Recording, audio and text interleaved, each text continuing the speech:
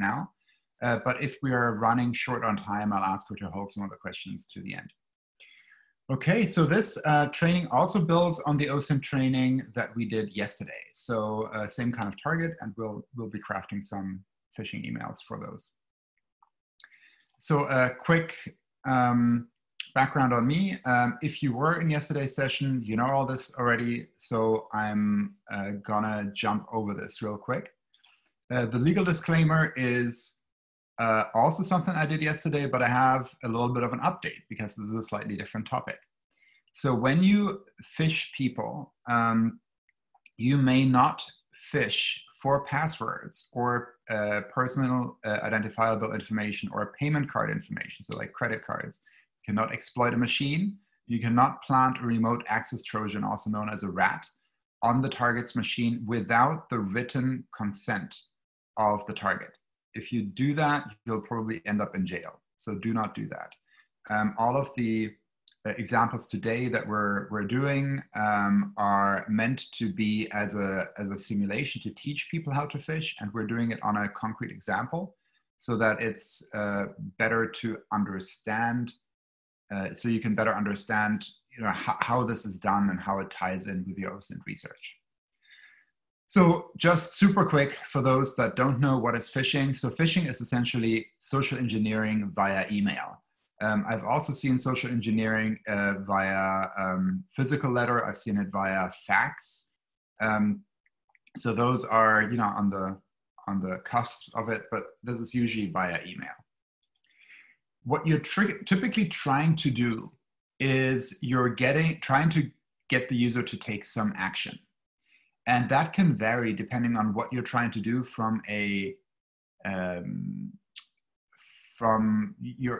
depends on your attack, right? So a lot of phishing emails try to get the user to click on a URL. So what happens when you click on a URL? There are different routes that you can take with that, with phishing. The first one is you can simply try to exploit the browser. If they have an outdated browser or plugins that are vulnerable, then you can actually maybe get exploit the browser and get persistence or get into the machine or the browser sandbox at least, and then try and go from there. You can ask them to install an app.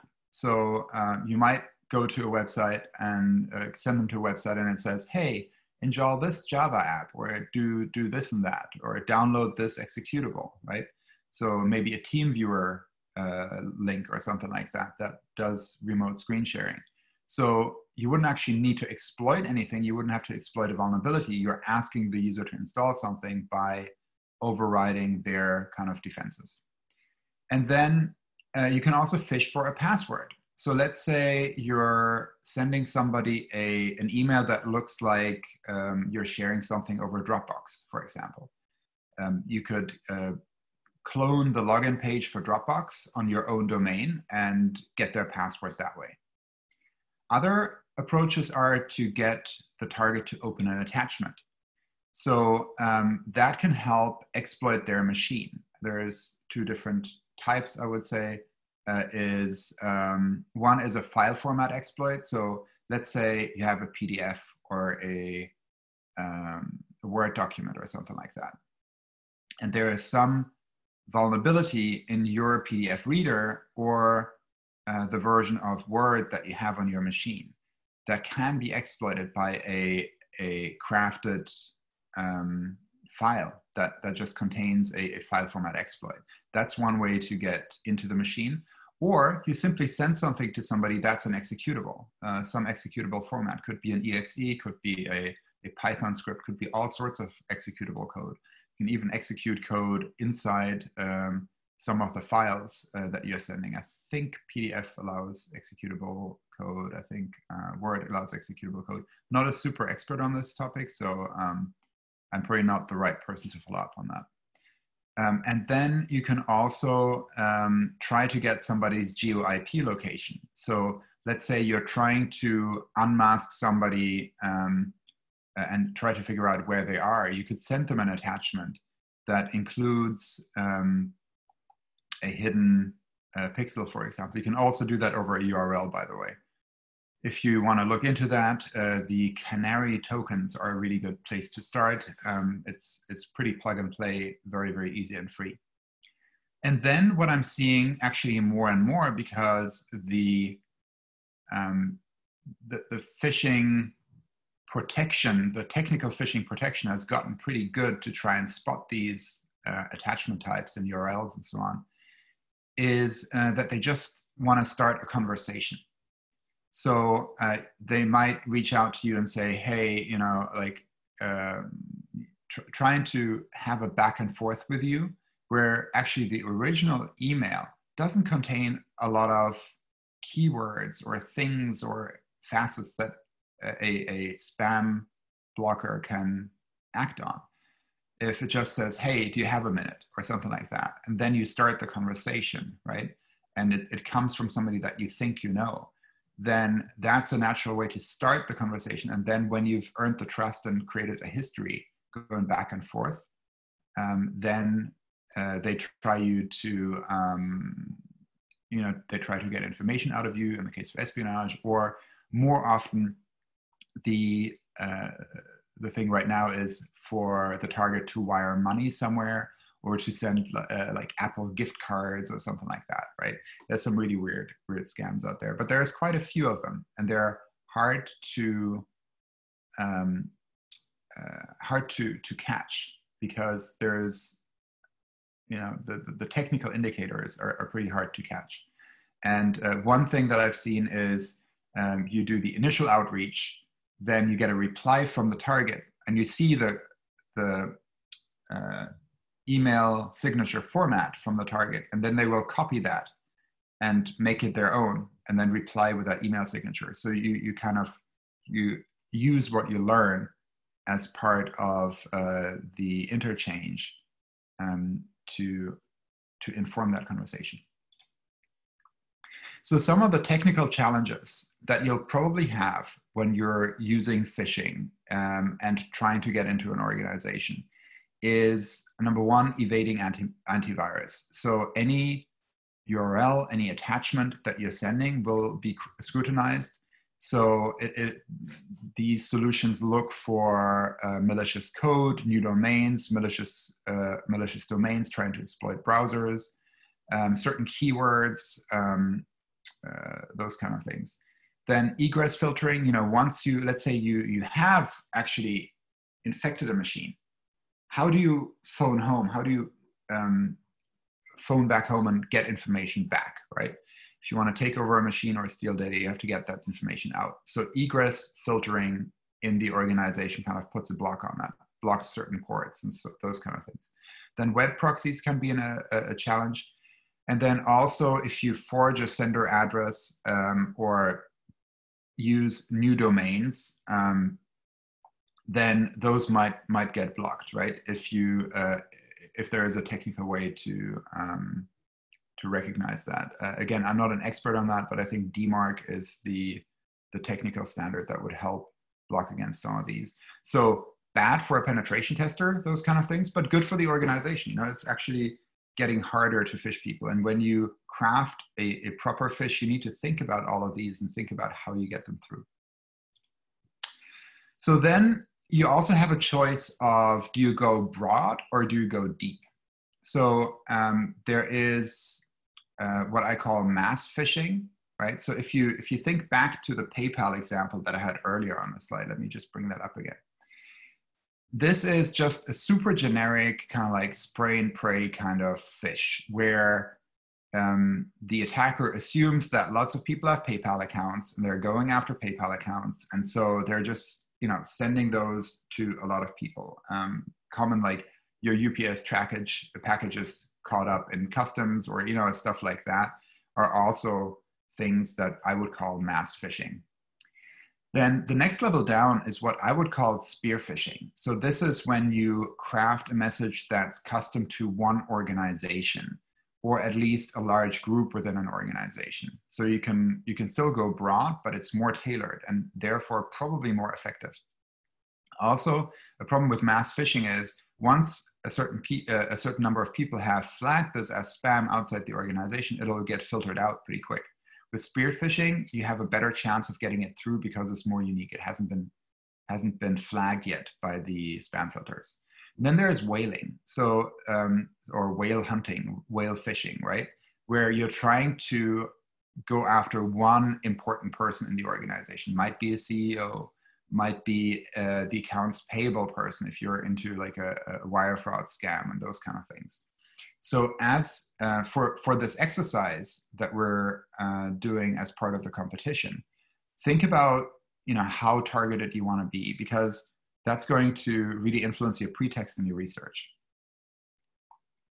Then there's also the question of the depth of the engagement, right? Do you want to do a kind of like, these are not industry terms, it's just like how I call them, like one shot, one kill, right? Do you want to be done after one email, right? You send the email, they click on a link, done, phishing engagement over. Or it's this like a multi-stage kind of phish where you reach out and you start having a conversation, right? That's not only true for phishing, this is also actually true for vishing, right? In the DEF CON SECTF, it's more a one shot, one kill kind of deal. You phone them once and you need to get that information out of them within those 20 minutes. If you are in a real life situation, you can phone them. You cannot ask for anything on the first one. Maybe you phone a new employee and you tell them, hi, I'm from IT, like wanted to welcome you to the organization. Here's my personal cell. If you ever have any questions, just reach out to me and I'll be happy to help. And then you just wait. And if they don't reach out, you can, follow up and say, hey, I wanted to follow up. It's been a week. I see that there are some challenges with your backup solution on the laptop. Can you help me fix that? So multi-stage kind of engagements, I think, are better to build rapport slowly and probably have a higher chance of success. But also, you're giving the other person more time to research and to figure out what's going on. When you think about crafting a successful phish, here are kind of like the stages I would think about going through. So the first one is research your target, either the organization or an individual. Then develop some kind of a pretext. And that pretext should exploit some kind of an existing trust relationship. So that can be either another person that they're connected with, or it can be a brand that they trust, right? Either they're, and don't take brand as something too narrow, right? It could be an external brand, right? Another company. It could be their own company. It could be another department in their company that they trust, right? So, or exploit the personal relationships that they already have, that you've gleaned from their social media, other activities, and so on. And for the pretext, one thing that I find really important is you need to find something that they care about, right? If you take a pretext of something that they don't care about, it's going to be really hard. And then find a way to create urgency. Why can they not delay what you're asking them to do? And the urgency needs to be not on the social engineer side, it needs to be on the target side. So if you say, I have to get this done right now, and if they don't care about what you're trying to get done, it doesn't create urgency for the other side. Okay, so this is the COVID edition of the social engineering training. So we looked at the CDC yesterday, and I'm taking the CDC again as a target today and trying to craft some phishes. Again, these are for educational purposes only. You should not send any of these. I haven't sent any of these. This is just to show the process of research, of how you can find things in open sources and to illustrate the point. All right, so I brought two examples with me that include research and then the phish at the end. And the first example will be phishing an organization, and then we'll be looking at phishing an individual, because they'll feel a little bit different in the approach. So when I thought about the CDC, right, they do a lot of research. They do a lot of research that involves maybe personally identifiable information. It could be research that involves human tissue samples, right, all of these things. When you have this kind of research, you get government money or are working for a government organization, ethics compliance is super important. I know that Anshul, for this initiative that we're taking part in right now, had to have many, many meetings with the ethics board. You can imagine if you're looking into people's health, mental health, STIs, all of these things, human tissue samples, medical history, there's all sorts of ethics questions on what you can and cannot do. So I know that people who receive federal money and grant money for these kinds of things have to sign all sorts of ethics compliance documents and take trainings on all of these things. And the CDC will be no different.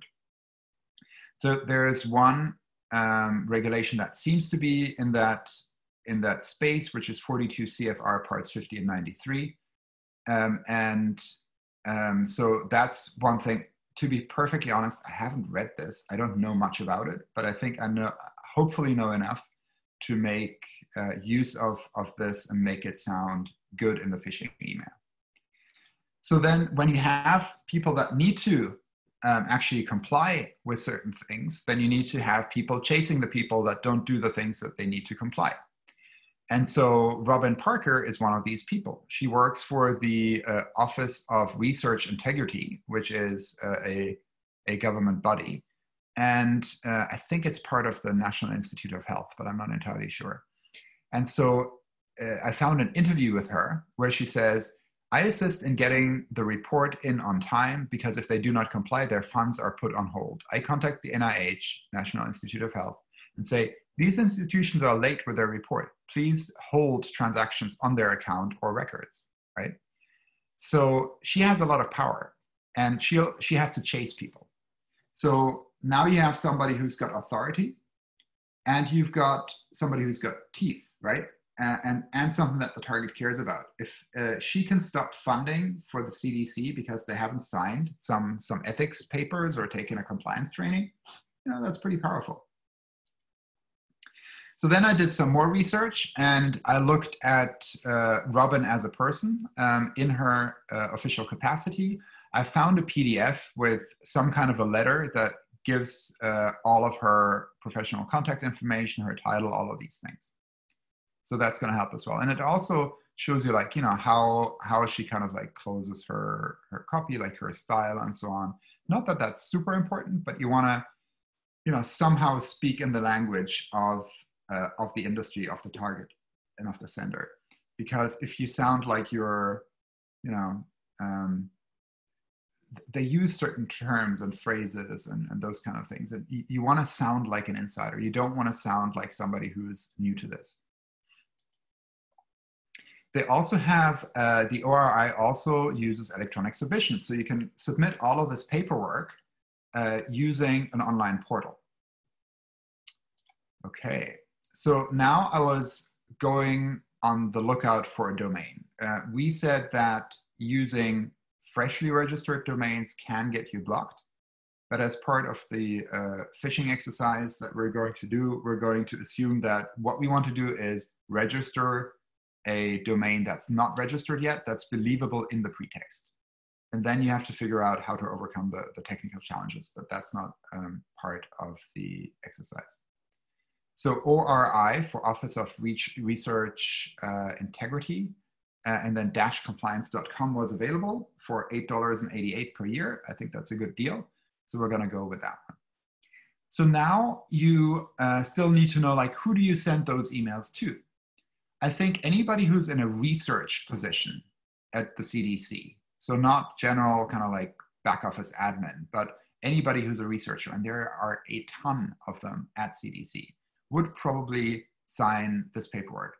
And even the ones that are in other positions have probably heard that all of this compliance and paperwork and ethics compliance stuff is important. So they might also fall for it. So I think this is something that we could use really broadly. I showed you yesterday how Google Scholar with peer-reviewed publications was a really good source for email addresses because they were a little bit harder to find on other parts of the web that are usually open. You can also use tools like Email Harvester to find publicly available email addresses for certain domains. You could also go to things like Dhashed or use open source tools like Karma if you want to get not only email addresses, but also associated passwords.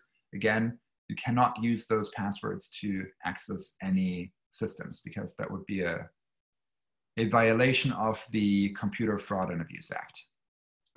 Okay, so this is the email I came up with. There's many different ways you could phish that organization, but based on the research that I just showed you, this is what I came up with. So it comes from Robin Parker, Office of Research Integrity. So I decided to include the name of the organization in the naming field for the email, because I assume that some people will know the Office of Research Integrity because they have to fill in all of these forms every year. I made the email address come from this domain so that if people reply, we can actually have a conversation with them. Then I'm addressing it to Jane Wright, and notice that I'm not just using the email address, I'm using the proper name, because that will also help build credibility with the person, but also help you overcome some of the restrictions in the spam engines. So then the subject, urgent, kind of obvious, right? We want to create urgency. Then we say past deadline. So that's, why is this urgent? On 42 CFR parts 50 and 93 compliance, right? So they will probably recognize the 42 CFR parts 50 and 93, even if they don't know exactly what it is. They'll probably remember, yeah, I had to fill this in like last year and it was a pain, right? So now we're starting with the email. We're starting addressing the person by name, because a lot of spam that people get doesn't have the name in the actual email. The email harvesters often can grab the email address, but they have a hard time really getting the name as well. So if you address somebody by name, it feels a little bit more like a real email. Then I start out with a paragraph that I just, flat out copied from one of the communications, like public communication that I saw from Robin. Each institution that applies for research training, or research-related grants or cooperative agreements under the Public Health Service Act is required to maintain a research misconduct assurance, right? Sounds super official. And then I start, like my pretext, right? I'm reaching out to you because we have not received your Research Ethics Assurance, RAE, Form HHS 7718, part of 42 CFR parts 50 and 93 compliance. I completely made up that form, right? But then I explained why you might not have heard of that form, which was introduced in this year's budget cycle, right? Federal money and budget cycles start in September. The budget cycle just started in September. We're beginning of October. Seems like, this is a good time to follow up. And then I have the real urgency and reason why they need to do this. Failure to submit this form can result in blocking of your federal funding. We will turn off your money, right? Will have bad consequences. But then I say, but the good news is that all I need from you is an electronic signature on this form. Please complete this ASAP, right? So I'm saying it's super easy and I need your signature. The reason why I did that is because I heard that, so my husband works in science and he gets federal grants. So he told me that a lot of the researchers will pass it on to the admins to fill in the form. If I say it's a signature I need, that signature can only come from that person. And then all I need from you is the signature. That means there's no other stuff to fill in. So this is less likely to get forwarded to an admin, right? And please complete this ASAP. So I'm saying like, hey, this has urgency. Now let's have a look at the link. So I'm using the domain that I registered. I'm requoting the some of the acronyms that I used up there. RAE is the Research Ethics Assurance, right? Form HHS 7718. All of this I made up, right? And then I have a question mark, user equals jwrite2@cdc.gov, right? So this looks like her email address. It's the compliance for this form. This all seems legit. The added advantage is because I'm handing over the email address, I know where this came from. I can tie back. Let's say I get a session on her machine. I have some way of, exploiting that machine. I know exactly where that came from. Or if it's a simulated exercise and I just want to track who clicked on something, now I have a unique link that I can tie back to the individual. I can say, all right, this person clicked on the link, and therefore I know who clicked on it, and they probably then have to take another training or something. And then I close it out, pretty officially. If you have any questions or concerns, please contact me. If they reply to the domain we've registered. Thank you for your cooperation. And then Robin Parker, Assurance Program Manager, all of the official title and so on. I left off the email address and I left off the phone number, even though I found that in my research. I thought, okay, let's just say there's two actions you can take. You can either click on this link or you can reply to the email, and both go to me, right? So you want to really kind of box people in. All right. We have some questions for you. Do you want to take them now, or? Yeah, let's take some now and see how we're doing on time. Okay, so we have two questions. What were the tools that you suggested for gathering emails? There's one called Email Harvester. There is, so that's a tool that scans, I'm not sure how it does it, if it actively scans the internet or just accesses a database. I think it must, or goes over search engines or something. But that's a command line tool that you can use to gather emails for a certain domain. You can, if you have a paid dehashed account, so that would be outside of the scope of the competition because it's a paid thing, but it's very cheap. You can say domain : and then cdc.gov, and you would get all the emails and associated passwords and associated metadata that were uncovered in a breach. So you could use that to gather emails.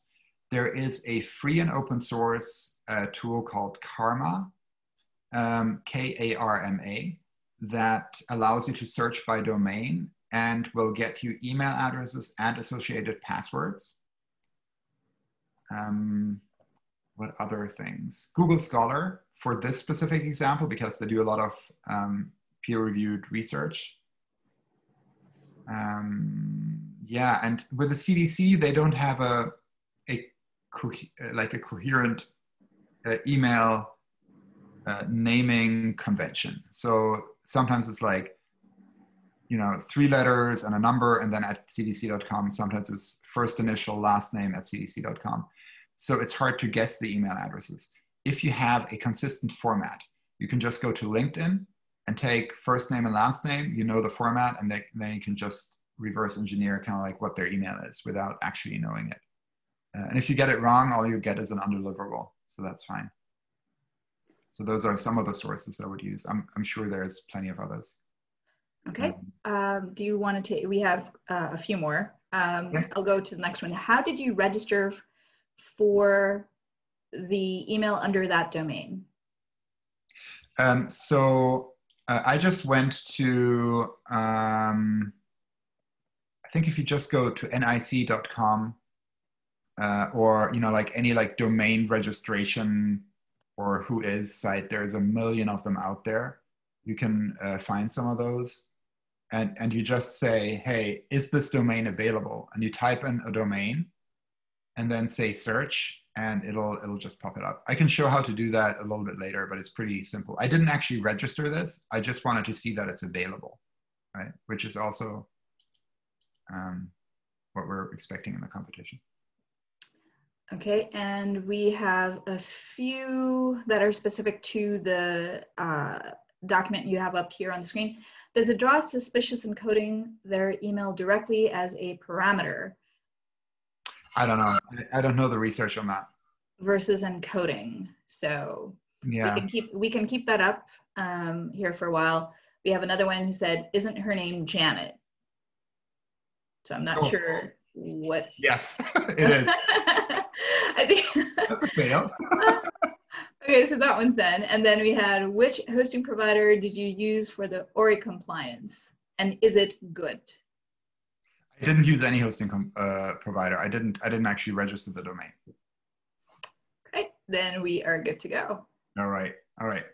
Let's have a look at phishing an individual next.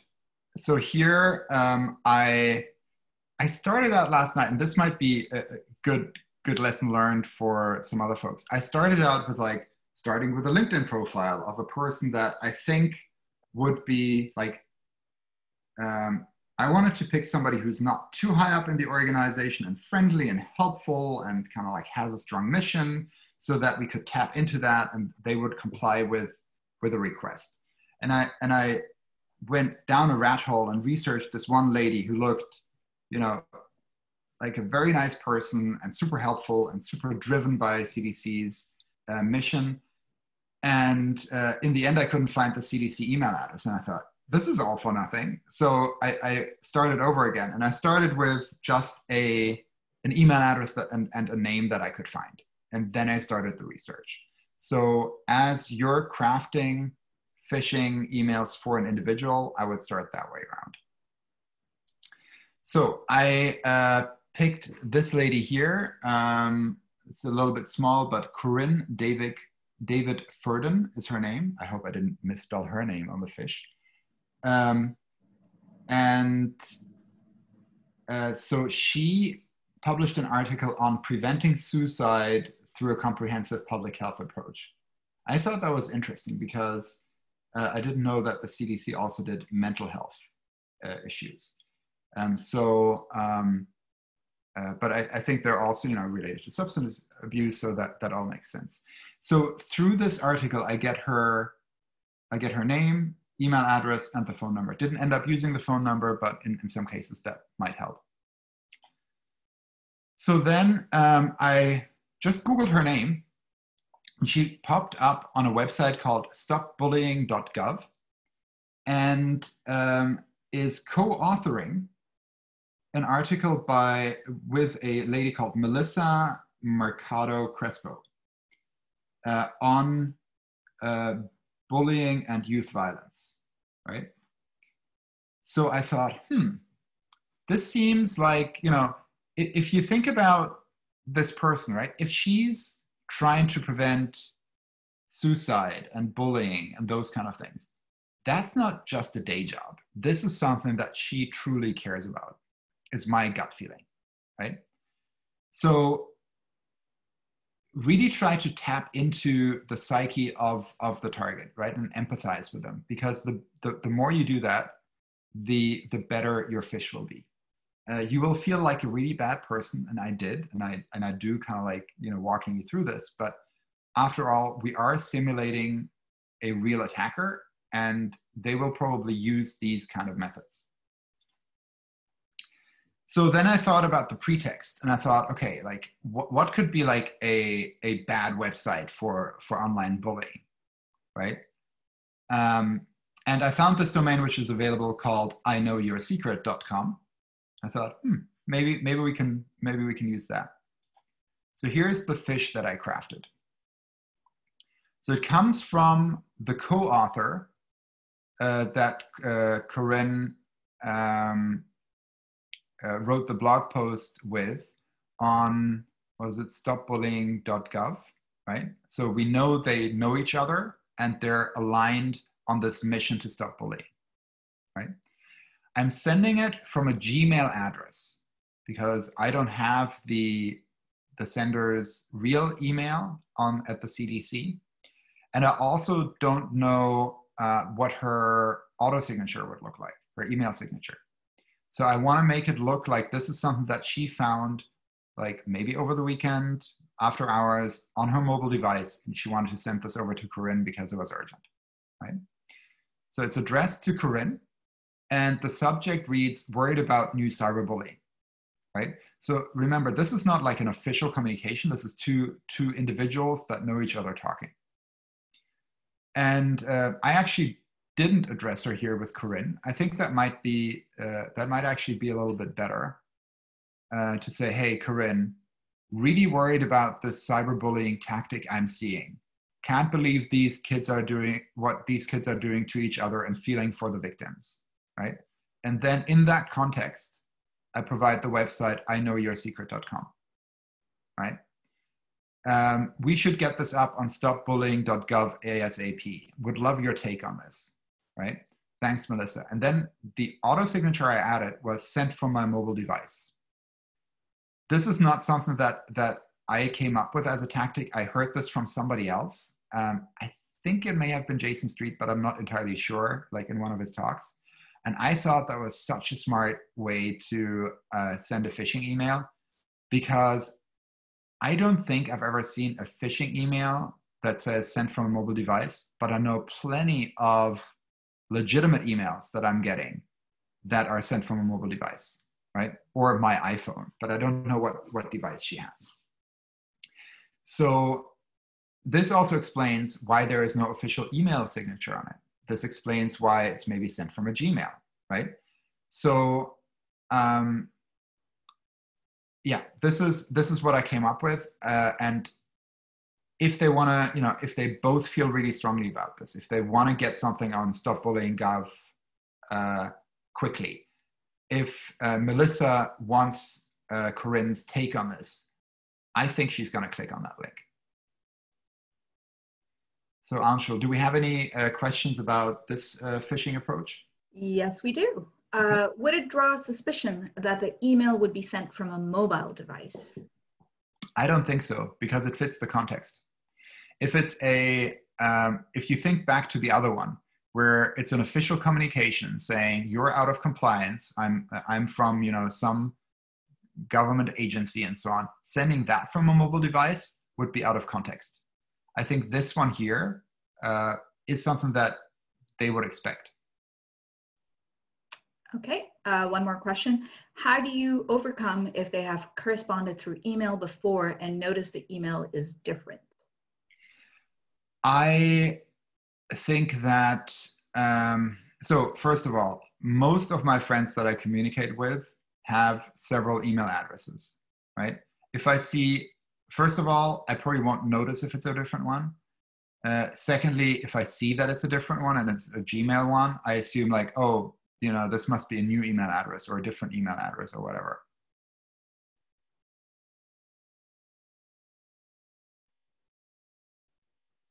Any other questions? Yep. Did you make the Gmail or did you link it to somewhere else? No, I'm not planning to send this fish, right? So this is just an exercise on like, how do you write the phishing email? How do you, I didn't actually check if this email exists on Gmail, because it would be very easy to just create a different one, right?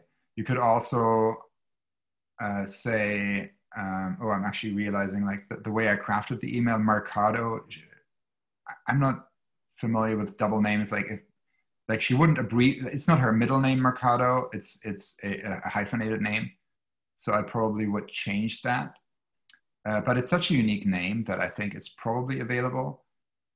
If it's not available, you could leave out the dot, use an underscore, those kind of things, or call it mercadofamily@gmail.com or something like that. There is so many different ways to craft a Gmail one, or you just go to Hotmail or something else. So many options. And I think we've got a comment. I know someone who does that. That's okay. And we have a question. Who is Melissa again? Melissa was the person, let me go back. She was the co-author on this, on stopbullying.gov. So they are aligned on this mission, right? And talk about this topic with each other. And I think we're good with questions for now. Yeah. Okay. Okay, good. So I think I only have one more slide. So when I think about pretexts, and this is probably true for both Fishes and Vishes, and Alith on the next talk can tell me if she disagrees with any of these. But I don't have as much experience with phishing, to be perfectly honest, but I have seen a lot of the competitions at DEF CON with phishing. And when I sit in the audience, there are a few approaches that I've seen a few times over the years that don't work so well. So as you're trying to craft your pretexts, I wanted to just share that with you and explain why, and have that go into your planning. So the first one is security audits or awareness training. It is often done. It can work, but if you frame something as this is a conversation about security, then people's minds go to the topic of security, right? If I talk to them about ethics and compliance, they are thinking about ethics and compliance. They're not thinking about security. You don't really want to have your target thinking about security and security awareness when you're talking to them, right? Because that's the topic that you're trying to overcome, you're trying to exploit. So I would recommend not using a security pretext. The second one is, hey, I'm a student, I'm conducting a survey. Would you please help me? Like, my deadline is tomorrow. Well, it's nice that your deadline is tomorrow, but I don't have time for this, right? Like, why should I take time out of my day to help you right now with this email or this phone call for your homework? If I have time and I'm a super nice person, I might do it, but there is nothing in it for me and there is no urgency for me, right? So I've seen that fail in a lot of the phishing calls. Hey, I'm a journalist and I'm writing a piece on about the CDC and I would love your take, right? Hey, what is it like working at the CDC? Those kind of things. Most people in large companies and organizations are trained to not respond to media directly and to forward them to the PR department, to the communications department. So and if I'm talking to a journalist on the record, my name might be in the paper and I might get in trouble. It's usually not a good pretext. Also, the urgency is on the journalist side, not on the target side. Then, what did I mean by this one? The target isn't the perfect fit.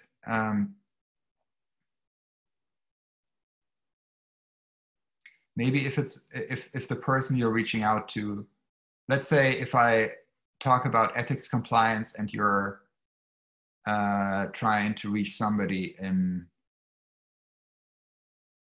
facility management, right? Like a janitorial supervisor or something like that, right? They might still do it, but it's not great. If you're reaching the principal investigator and it's about ethics compliance for research that involves humans, that's probably a much better fit. Then urgency for the sender, but not the recipient, right? If you say like, I have a deadline, right? Not you have a deadline, right? So, and if the urgency is on the sender side, it needs to be on something that they both agree on is important. Like the stop bullying stuff, the urgency is on the sender side, but it's a common mission that they share. They both care about it. So that creates urgency on the other side. And then sometimes I see pretexts where you're trying to phone somebody up or you're trying to send an email. And the question is like, why do I have to do this now? I'm busy right now. I'm on a deadline. Can I do this next week? Right? But you need them to do it right now. How can you create that urgency? All right. So that was those were all of my prepared slides, and I'd be happy to answer any questions that you guys have. All right, any other questions? Please type them into the Q&A. So Chris, I had a general question, right? Sure. You said technology is getting better and better at detecting phishing. So sort of what are the trends that we're seeing, right?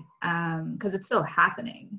So if technology is getting better, why is it still happening? Or, you know, how is it still effective? Well, let's say for antivirus, if you're sending an attachment, there's ways to encode the attachment, right? So there is a command line tool called Veil, V-E-I-L, that you can use to, let's say you have a malicious piece of code, you can pack it with Veil and it'll pack it in a way that's harder for an antivirus solution to find. If you don't take off-the-shelf code, but you actually write your own code, then it's, on the one hand, it's more likely to work because there is no signature for it. On the other hand, that code sometimes gets flagged because it's unique, right? Because if something has never, ever been seen before, that's also an indicator. So this is not super my area. I see Tinkers on the line as well. I'm not sure if you do more of the like technical parts of phishing engagements. If he's there. I know I'm calling on him. He's actually going. Oh, there he is. Yep. Right. Yeah, I'm just seeing if I can actually turn on my mic. I've been like really good. So question was on the technical side of the email. What was the specific question again? Yeah, so the question was, you know, what are trends that we're seeing of why phishers get caught in defense, like in spam filters, antivirus solutions, those kind of things. Sure. And what have you seen work that overcomes these things? And also with the freshly registered domains, like how do you overcome that? Yeah, so that's a really good question. So there's a couple elements technical elements that stop a phish, and it depends on whether you're going to a malicious URL or sending a malicious document. One of the first lines of defense are email proxies. So things like Proofpoint, and there's some others that aren't coming to top of my head right now. Whenever you send a phish and you want to send a malicious document, what have you, you want to do OSINT on if they're using any sort of proxy. You can do that by looking up the mail exchange records, the MX records, and that will point to if they're using something in between them and maybe like an on-prem exchange server, what have you. What those services will do, and you can either host them on-prem or you can use a cloud service, a third-party proxy such as Proofpoint. They will scan a lot of those documents to begin with, and it acts basically as a virus scanner. If you include a URL, a lot of them will go to the URL and do one of two things. They will either analyze it themselves, or they will use some sort of sandboxing or what have you, or go and look at the reputation of the site. So a big thing when going to a URL, when we're sending them to a URL, known bads will obviously flag. So we'll, if we have a URL or what have you, we'll check it ourselves. If it's a known bad, we won't use it, right? But a lot of things that these sites will do, that these services will do, is if they don't know the site, they'll ban it as suspicious. And so there's a couple ways to get around that. I won't go into too much detail, but one simple one is purchase a lot of your domains early on. If they're like generic domains that aren't target specific, purchase them early on and age them. Have them actually exist for a couple of months, and then send maybe a subdomain of that main domain that's target specific, right? The other thing you can do is a lot of those services allow legitimate users to go and submit their domains for review. And so whenever you create a malicious domain, you can go and get something simple like card.co, C-A-R-R-D, or any other kind of host, Wix, any kind of host creation site. Create something that looks legitimate and then submit it to the services yourself, saying, hey, this is a legitimate site, it's for this reason, whatever, get it classified as legitimate. And then when you're going to use it for its illegitimate purposes, changing the site. And by that time, it still at least has a reputation score that makes it look legitimate. Those are the big things. Really, it's the email proxies that will go and do it. And those proxies are, like I said, either third-party service or hosted on-prem. After that, if they actually download it or they go out, you can also have to deal with sort of a domain whitelisting on the actual network itself that aren't specific to the email. So if someone clicks on the email, but they're clicking on a domain connected laptop, their DNS servers might do its own sort of whitelisting as well. And so you'll have a couple of different technologies that will check outbound connections from domain connected computers, either the email specific proxies or any sort of outbound connections, and you'll have to bypass both of those. Tinker, do you see that still? Do you see that becoming easier as people are working from home, where they might not be on the VPN or using a proxy? Generally speak, so there was a little bit of a lull when a lot of shops that hadn't been provisioned for remote connection were doing that transition. But generally speaking, companies with robust security, when you connect, you're still going through a VPN, or you have some sort of endpoint protection that still maintains some sort of detection and logging. So it absolutely, how do I say this? Generally speaking, when employees are using domain connected computers, so laptops that the company provisioned for them, those laptops will have the security on that as well. And so when you go through the VPN, you're not necessarily going straight outbound from your home office. You're going through either a VPN that has control, or you have some sort of control there. That said, that's the ideal, and it's often broken. Is it better or worse? I'm not able to make that determination. I don't think it's like that. It's more different. It is something new to consider. There are ways to get around on-prem attacks. There are ways to get around an employee connected through a VPN, et cetera. So it's not necessarily easier or harder. It's just a new thing to consider. Yeah, I'm seeing that a lot of companies are struggling because their VPN infrastructure was built for, like 5% of people working remotely. And all of a sudden, everybody's working remotely and their pipes can't handle it.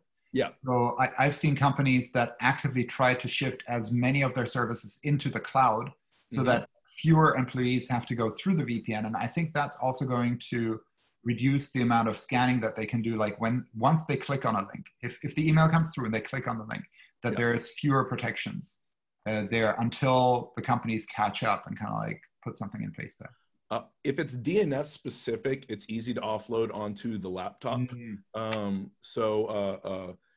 Assuming it gets through the proxy that scanned the URL, whenever they click on it, they'll be using a DNS query that itself might be pulling from a list from the cloud, and it's able to do kind of on the fly. But again, it has to be provisioned like that. And you're absolutely right. Right now, especially in areas that are pushing out remote connectivity because of the pandemic, the configurations, to your point, very specifically, a lot of these configurations are fail open. And so if for whatever reason connectivity is down, people will just start allowing things just to get business to flow through. So yes, in this short, immediate term, I think we have a nice lull as attackers to be able to take advantage of that. But long term, I think because everybody's forced to kind of provision for this remote stuff, a lot more attention is going to be put on the security of it. So it's these kind of ebbs and flows that we're able to take advantage of in the immediacy, but those ebbs and flows always change. Yeah. And you can get, I know we need to wrap up, Anshul. You see here on my screen, right? I just went to DNS dumpster, typed in cdc.gov. And on the MX records, we're seeing that they're using FireEye for the mail proxy, right? So if you're trying to check if an email is going to get flagged in FireEye, try to get your hands on a FireEye box, send it through that. If it gets flagged, you need to tweak it more, right? So you can check that ahead of time. You can often find, like through LinkedIn, other means, like what are they using for egress filtering, and not egress filtering, for, what did you call it? Like the web proxies when they, or you know, like an IT admin might say, we're using XYZ, or I'm administering XYZ product, right? So you'll know what that is. So you can test it with that solution. You'll probably, through the same means, figure out what's the antivirus solution that's in place. So you can check that, because you need to pass all of these hurdles. And so your OSINT can help you increase the likelihood that you get past all of these defenses by knowing what they are and testing with them. All right, Anshul, we need to wrap up. Thank you. Yes, thank you both so much. And we have a whole bunch of unanswered questions. So Rachel and I have noted those, and we'll find a way to post them either on the CTF website. I know some of them are from anonymous folks, but we'll still try to address them. Maybe not today, but maybe in the next couple of days. All right, so thank you everyone. And thank you, Chris, thank you, Tinker. And we are actually gonna close off the session and move to the next one, which is how to Phish with Elite. So we'll see you all there. Bye. Bye-bye.